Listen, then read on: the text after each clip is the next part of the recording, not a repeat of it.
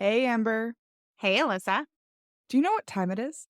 Oh, I know what time it is. It's time for another episode of The Growth Signal. Yes, let's get into it. Heck yeah.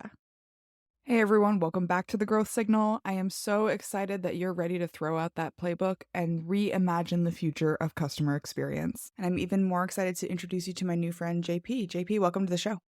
Thank you. Thanks for having me. This is an amazing experience. I'm looking forward to see what we're going to jump into today. Yeah, I was reading through your bio and you have a really broad depth of experience. I want to go all the way back to the beginning. Tell us your origin story. Oh, wow. Let's see. We've only got a half hour here, but I'll start really quick. So I was always that kid in school, when you had to sell things to win a prize. And, I think we're all familiar with selling candies or whatnot. But I was the kid that ended up selling seeds door to door. Now imagine being in being in the suburbs of LA and trying to convince people to grow flowers and to grow vegetables, but for me, the point was, I wanna win that prize in the catalog, so you're gonna buy this stuff.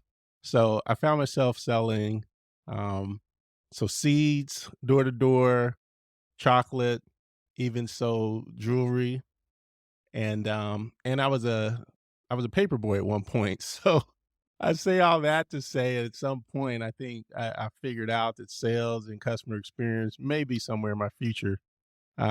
Even worked at an ice cream shop. You may have heard of them. I won't give you the exact name, but let's just say the ice cream shop is designated by numbers, and most people know what they are. And yeah, anyway, that was a lot of fun. But I would say my first, like, quote unquote job in corporate world, I was an outbound telemarketer. So I will preface this by saying, I apologize to any of your listeners out there who I may have interrupted with my pitch. But I tell you why that job was so foundational to my career. Outbound telemarketing is very hard, just like door to door sales. Um, but one of the things that I understood early on is that the importance of understanding your product. Because if you know your product and like product knowledge inside and out, first of all, it makes you extremely comfortable and it makes you confident so that you have a number of things that you can rely on or draw from to say, well, why should a person purchase your product?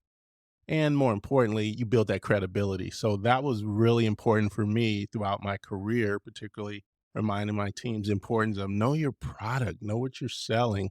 Because then, as we all know in sales, people ultimately buy from you and they're going to buy from you if they feel like you're a credible source. So I think that was, from an origin story perspective, I think that more than anything kind of helped me get my initial footing just starting off that particular piece. Now, obviously I've progressed throughout my career into various roles and throughout telecom and travel and up through the SVP level. I think there's another story though I want to share around origin that I think really helped me crystallize my attitudes around the employee experience. So we're gonna fast forward. I'm early career, maybe. I'm a handful of years into being a sales supervisor and running an outbound telemarketing team. One day they come to me and say, "Hey, we want to merge your outbound team with an inbound team." I said, "Well, that's cool because I already know outbound people could sell. So you telling me the phone's just gonna ring? All we gotta do is answer it. Boom, slam dunk."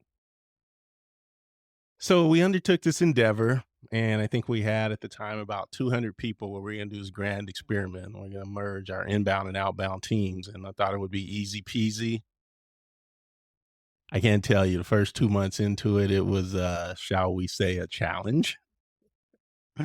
It was, we didn't have the same terminology, we didn't have the same playbooks, we had different leaders coming together. It was just and we had aggressive targets because we didn't quite know how to set them. It was all this crazy fun stuff. And I think I was one of 3 or 4 leaders at that time who was gonna be part of this grand experiment, and we had a sales manager and whatnot. And we had just hired a brand new director who says, who was sold on the job that we've got this grand experiment, you get to run it, and it's gonna be outstanding experience. So lo and behold, this individual walks in, and like I said, a couple of months into it, it's mad chaos. And so she said, we're gonna have a town hall. We're gonna take people off site, We want to find out what they're thinking. We just want to get a sense of where people are. So we go to this hotel. We've got everyone in a ballroom. As again, I'm a fairly new leader, 5, 6 years on the job. I'm feeling pretty good. Um, and so we're kind of like on this panel, and we have this whiteboard where people can write their thoughts, or they can put like post-it notes on the wall. And I never forget, there was as we're going along, people putting their thoughts up there, people cheering, "Oh, okay, great, this is good stuff." It was one agent. um, I don't want to say he was a rabble rouser, but let's just say he had the ear of his peers. And he walked up to the board, and in very big letters, he wrote union. And the crowd went nuts. And then from there, the meeting devolved into everything that was wrong in the organization and wrong in the culture. That right there was a moment where really started to understand that you got to take care of your people. So I'll fast forward just real quick, 'cause I know you have a few questions. But the new director, I remember her bringing us in after that meeting, and it wasn't in a threatening tone, but what she said was, "Your number one job is you need to start kissing the you know what of those people out there, because we need them way more than we need you." Now, it wasn't a sense that we were going to get fired. I mean, ultimately, we did have a leader that got let go, but her point in saying that was your focus is on the numbers, the metrics, and the performance, and you've left the people behind in this change management process. And so that began the journey to focus on the employee experience as the critical piece to making all the other things go. Now with that, we did get a new manager, um, who I was a little bit salty about that, because I felt like that should have been my job. And she said, "Listen, you can learn a lot from this person." And funny thing is he went on to become my boss in multiple companies. Um, so she was right on that. The second thing I learned years later, she confided in me when she was brought in. It's like she kind of had a hint that things were going a little bit off the rails. And, it was intimated that, maybe you might need a new leadership team. And what I learned from that experience is she said, she had faith in us as leaders, but understood that the systems and the process were an issue. And I think sometimes in the course of us leading organizations, we get so focused on the people part of the business in terms of this cult of personality, and we forget that people need the right framework and the right environment in order to succeed. And she identified that, and hence gave us a chance to kind of work through the issues. So long and short of it is we went through this ragtag band of people in the first 60 days of, oh my goodness, this isn't going to work, to within a year we were best in class. And so, I have read a lot of books. I've gone through a lot of different experiences. And I said, knowing your product's important, having a business strategy, being enthusiastic is critical. But at the end of the day, create that environment for your people and they will thrive. So that's my origin story on how did I get to the point of CX begins with EX. Yeah, I love that. And there's so many lessons learned that, you maybe had to learn the hard way, right? In that experience, but benefiting from that 2020 hindsight, hmm if you're a leader and you are trying to avoid all of that, what is the one thing you would do first for your team? I think there's a couple of things. I think one, it goes without saying, having the right people on the bus is important, but that comes from you understanding who your people are, like much as my leader did, and saying, what are their core strengths? Each of us brings a little something different to the table. Some of us are very technical. I had one colleague who was very, very technical and by the books. I had another colleague who, had the ability to kind of bring people together. I was kind of the person that had the sales knowledge and some frameworks that I knew that were effective that would help the team do that. So I think you have to understand a couple of things. Know who you have on your team and what they bring to the table. But then two, have a framework for how you're going to, address your business, your situation, your problem so that you can fit the people within that. I'm a big sports guy, so I often think about, as someone's building a team, thinking about, well, what sort of playbook do you have? If you're a football team and you've got a really great quarterback, well, maybe we're going to pass the ball a lot. But if maybe we're a team that's not as big and physical as other teams, maybe we need to spread them out and be a little faster. Like you have to understand like what your system is and then have the right personnel that can help you get there. And so I think that that's an incredible piece. But, I can't underscore the importance of sometimes when things go south, and this is the hardest thing, it isn't always the people. Conversely, when things go well, it isn't always the people either. So we've got to have that understanding that, yes, you have to know your people, you have to drive the right experience, but have some sort of framework to help get you there. Those things matter as well.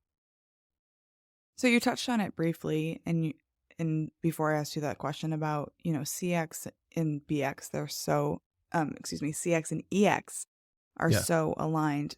We talk a lot on this podcast about leaders have a mandate, if you will, to create great environments for their teams, and Yeah. they have the power to do so to really help create an environment people don't feel those Sunday scaries. And I've long been a proponent that happy employees is happy Mhm. customers. Where have you seen that else in the world, or where have you seen that ideology work?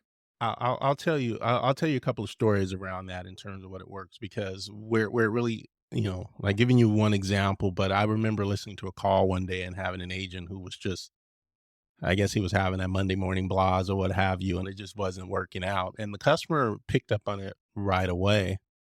And the customer said, your company can't even make you happy. How's your product going to make me happy? And so that was one of those lightning bolt moments when I said, man, we've got to get these folks pumped up because sales is a transfer of enthusiasm and we've not done well there. But the second part of that is, and this is the irony, I've spent at least half of my career in either acquisition sales or customer retention. And I remember where we were having a conversation that says, why does the employee experience matter? And I said, if we cannot retain our employees, how do we expect to retain customers? Pin drop. Because that becomes your first customer. Like if we operate with a framework from an inside out perspective, where we focus on our employees, we find out what are the things that they value while working in our organizations. We find out what's their motivation for being here. We start to build those frameworks, whether it's career advancement, whether it's money, whether it's contributing to this very thorny problem that we want to fix and we want to solve the world, whatever it is. When we meet that need, it's not unlike what we do for our customers. We identify, our market fit. We identify, who's the target audience and all of these different things. We tailor our experiences to that. So when you can do that internally and then take that same sort of customer centricity outward to the world, now you have a bunch of raving fans. Now you have people who are willing to take the hill. Now you have people who are willing to work hard and solve difficult problems for your business. When we were in the midst of the pandemic, I remember when we were going to, we were wondering, well, is our office going to be shut down? What's going to happen? People are getting sick and whatnot. My teams did not take the attitude of, well, this will be an opportunity to sit home, watch Netflix for a few weeks. They took the attitude of, what is the quickest, safest, most cost effective way that we can deploy people remotely because we're 100% in office while continuing to run the business. And to add another layer of complexity, how do we recruit, retain, and train new people to run the business while we're doing this? So it's essentially like flying the plane while you're building it. So thankfully for us, we several years before, we had a remote work program, and one of the managers who had that institutional knowledge dusted off the playbooks and we updated it and said, okay, here's what we're going to do. You get facilities involved. We need, you know, 1,000 boxes. I need, network cables. We need get with legal and HR, understand like what you can and can't do from a remote work perspective, IT, can we unlock these computers? So you ended up getting this whole assembly line effect of people who were already bought in on the mission and wanted to see how we could succeed, as opposed to individuals who took the approach of, well, that's y'all's problem in management.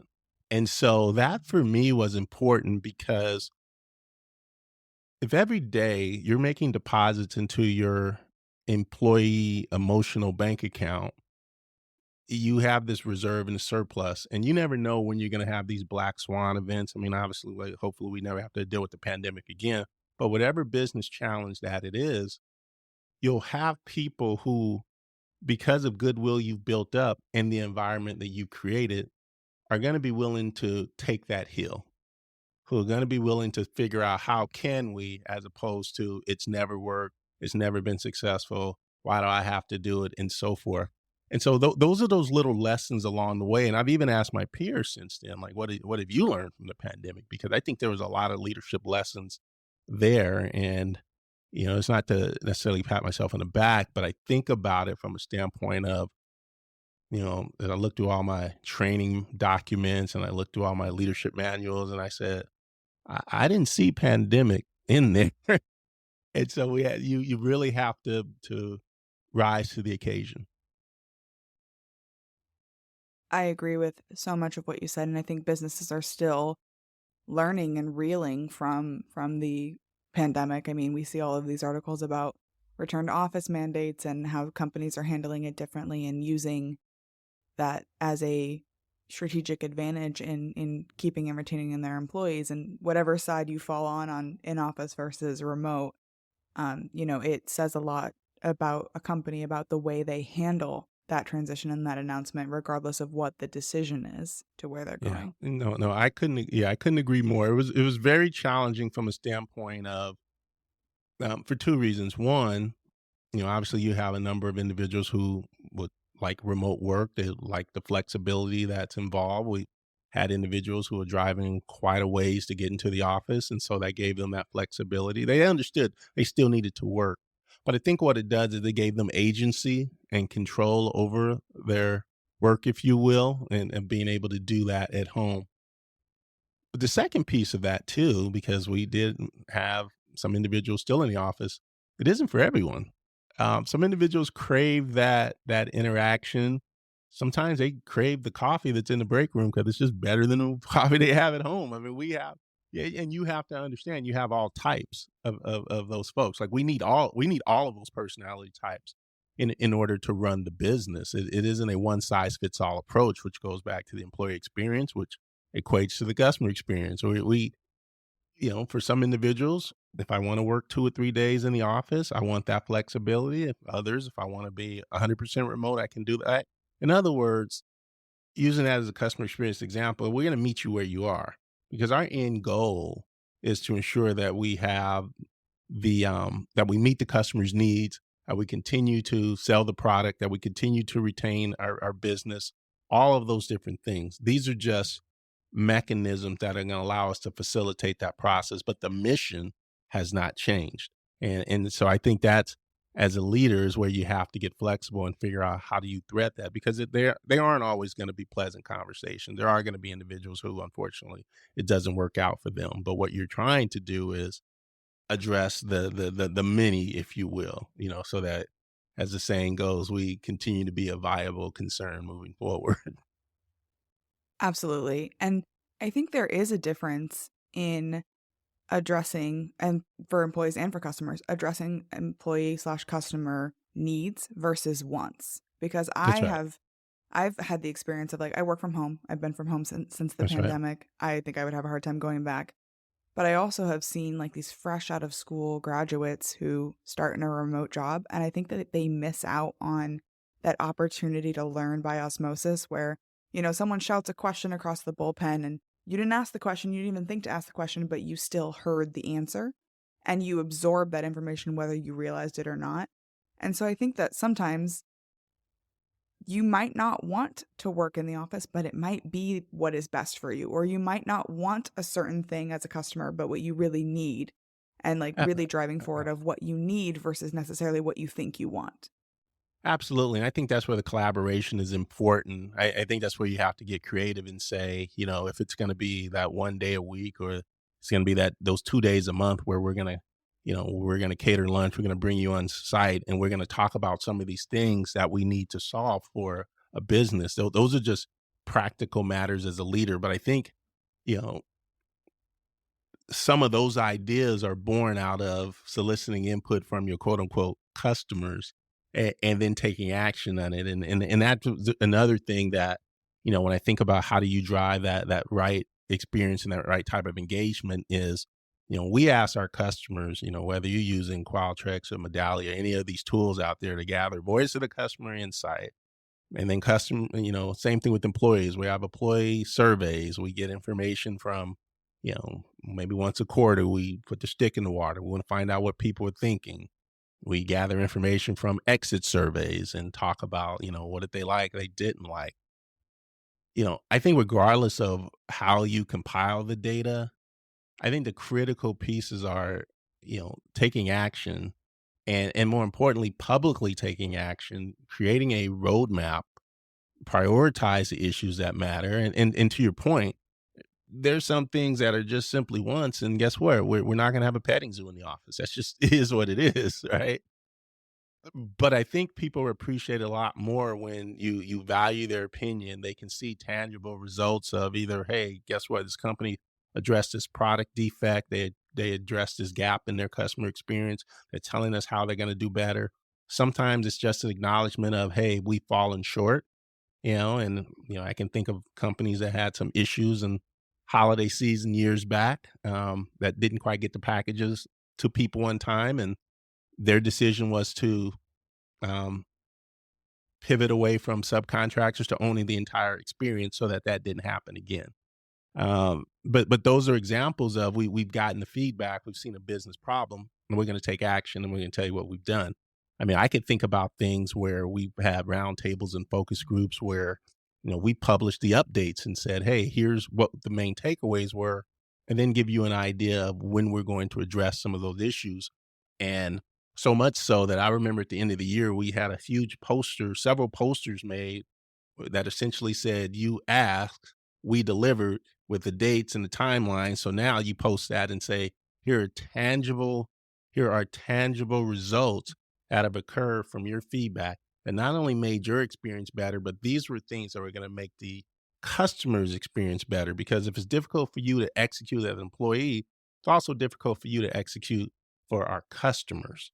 If a confirmation email isn't clear, or we send too many emails or SMS didn't function the way it needed to. All of these different things that you told us that we needed to address, we did those things. And so that's where I think the power of the voice of the customer comes in, when you can actually talk about, we're listening. Because otherwise, and particularly I've seen this with employee surveys, is that, why some of your participation rates are low is because just don't see anything happening with it. Like, and I think that also we see that with customers. It's like, well, big bad corporation, are they going to do anything?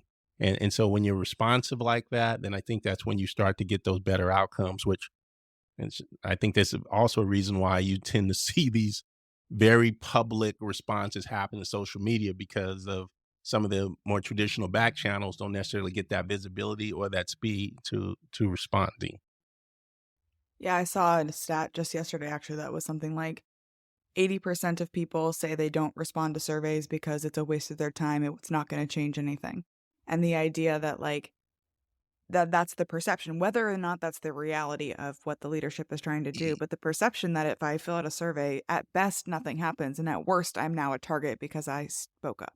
Well, absolutely. Employees feel that the same way. I can tell you, I'm and I talk with a lot of generalities around these companies for legal reasons, but um, I'm a customer of an airline, and I'm at their highest status, and I'll go online or I'll go through the regular portals and talk about my experiences, and I can tell you that I've gotten a number of times where it said, thank you for your feedback and we'll take it as a coaching opportunity. Coaching opportunity is not going to help me. I've been quote unquote injured by this experience. What I want to understand is not about what you're going to do moving forward. I want to know how you address the situation at hand. Then we can talk about moving forward. And I think that's what, and we see it in different places. Like, don't tell me what you're going to do. Don't tell me about the glorious future. All right. Tell me like, thank you, we got it. I'm gonna fix it right now. You can see we're gonna own it and then we'll move forward because ultimately, when I think back to my time in travel, we saw situations where your NPS was actually higher when you had an issue and addressed it than customers that had no issue. So people will give you grace if they see that you're taking action. Yeah, it's funny that you mentioned NPS. I work for a research company and we did an employee survey, like a third party survey for a regional bank, and they had a new CEO come in, and her mandate was basically like, we're not meeting our full potential. You're gonna have to help us meet our full potential. And controversially, the first thing she did was an employee experience survey, and everyone thought that was kind of crazy. But the interesting thing is that one of the questions we asked was, how likely would you be to recommend your friend or family work at this place? And it was like 100% of managers said no. And that was really shocking for her. Again, that's the experience that you provide. I mean, one of the things I found effective is that, that was one of our number one sources of talent or referrals. People who said, listen, I know the good, the bad, and the ugly, right? And but I would still recommend friends and family to work there. So when you're seeing referral rates, and it differs by benchmarks, but I say, you get almost half of your employees or people are referred. Some will say, well, that's a blessing and a curse. I say, well, one, people tend to work at places where they have friends, great experience, and things like that. But it really speaks volumes about the type of place it is.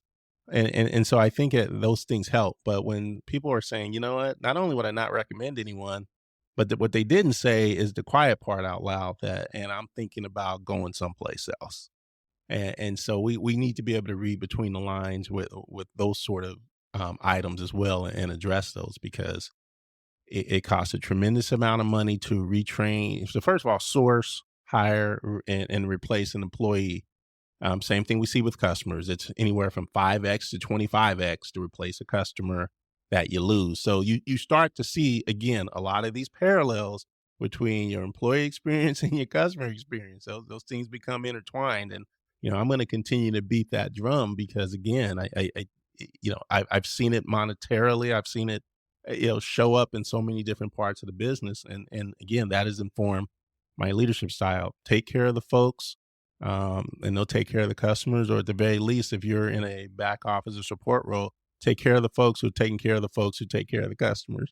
I mean, and that becomes the best customer experience that you can offer. Yeah. And the good news story is she came in, she fixed it. And then she is now like, she's been there for 6 or 7 years now. It's like 10x growth every year because she went and fixed what she believed was the root problem, which was the employee experience. Absolutely. When you have people beating down the door to want to work there, and you have employees who are like, "I'm be about this," and guess what? When I'm on the phone with customers, we talk about this, and customers can hear it in my voice, and they get excited, and they're like, "My goodness, this is amazing! You're going to take care of me the way they're taking care of you." Like that's that virtuous flywheel effect that we talk about. And we've all read the articles about those sort of companies, and we may have been in our office going, "Man, what did they do that's so different?" I'm like, well, it's that one little thing. You got to start with that. You start with that whole focus. Like our decisions are driven by our customers and their needs and wants, and we look at it through the lens of NPS, CSAT, revenue growth, conversion, all these different things that we can point to it and say, this is how it's moved the needle.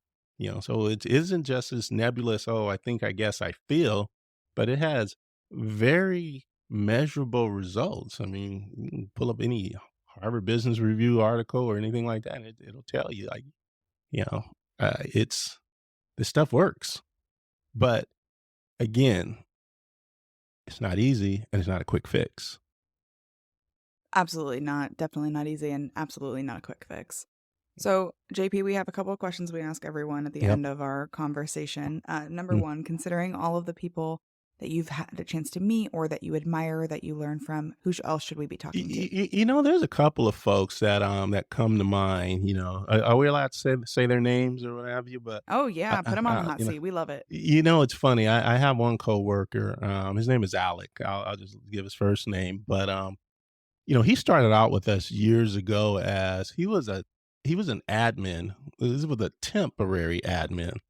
And he's in our sales meetings, and for good, bad, or otherwise, he always had something to add or something to say. And long and short of it is, and I was telling you the story about that director and whatnot, we ended up hiring him to be a sales leader because he had just this energy about him, a positive attitude and that energy where, you need those sort of people who aren't necessarily formal leaders, but who can create the right type of environment. And he was that sort of person, so much so that, he ultimately became a good friend. And what I appreciated about having this individual on my team is that, he would give me the temperature of what was going on in the organization. And so and I appreciated that because, sometimes I could be JP. It's for the most part it's a great boss experience, but he wasn't afraid to speak truth to power. So he's one individual. And another individual I work with, Pat. Pat's interesting because Pat's never met a stranger apparently, and everyone becomes instant friends. But I remember, meeting Pat in a previous role, and we had some experiences and said, okay, solid worker, taking care of business and everything. And so when Pat left that role, had an opportunity to kind of talk in between the margins, if you will. So I had an opportunity to come up in another business I had landed in. And at that time, I was in the midst of a cultural transformation. I am talking about like when within my first 6 months, we had to go in there and we had to do a major reorg. I mean, it was tough. But I remember, in the course of this slog and understanding, I need to rebuild my leadership team. And I remember bringing Pat in, and Pat, spent a little time here and said, "JP, this just isn't you." Like, and Pat could immediately sense that something was little different. And so Pat ended up getting on the team, and used to always tell me the phrase pace and cadence, and says, when you're in the midst of change management, the pace, but the consistency, and check in on people. And we ultimately got things on track. And but when Pat told me that, hey, this isn't you, I said, yeah, that's why I brought you in, because you understand what great can be, but more importantly, you know how to rally the troops. And what I appreciate about both of these individuals is they're what I call, in sports we would call them glue people, meaning that they know how to bring people together. They understand the cultural, emotional, they like very high EQ individuals who can understand that, listen, the challenges that you're running into aren't market driven, they aren't technical driven, they aren't product driven, they're people driven. And you need to kind of understand where people are, because you're moving 100 miles an hour and you're leaving people behind. And so I really appreciated those individuals for two reasons. One, having the great ability to sense the temperature in the room, but number two, not being afraid to speak truth to power, to say, hey, we've got to think about a different way of doing this, in a non-confrontational manner, because not everyone approaches it in the manner that they need to. So those are two individuals that in my career, I think were, yeah, they were, I think they've really helped balance me. I love that. And if Mm. someone is really connecting with you, they want to learn more or just have a chat with you, where can they find you online? Basically the best place to find me is on LinkedIn. If you think about what the LinkedIn address looks like, www.linkedin.in/IM/JP Dumas 1. So you'll see my name reflected as Jean Pierre with JP in parentheses, Dumas. And then also, you can be a part of this great community. I post pretty regularly. You'll see some information from CX and growth strategies. I said that's a venture that we're putting together to really help companies elevate sales performance and revenue growth, and more importantly, drive their employee engagement. But, LinkedIn's the best way to get a hold of me. And so I look forward to hearing from some of your listeners and really have enjoyed, kind of a walk through the park pretty quickly of some of the things I've done in my career, but more importantly, what my leadership philosophy and style is.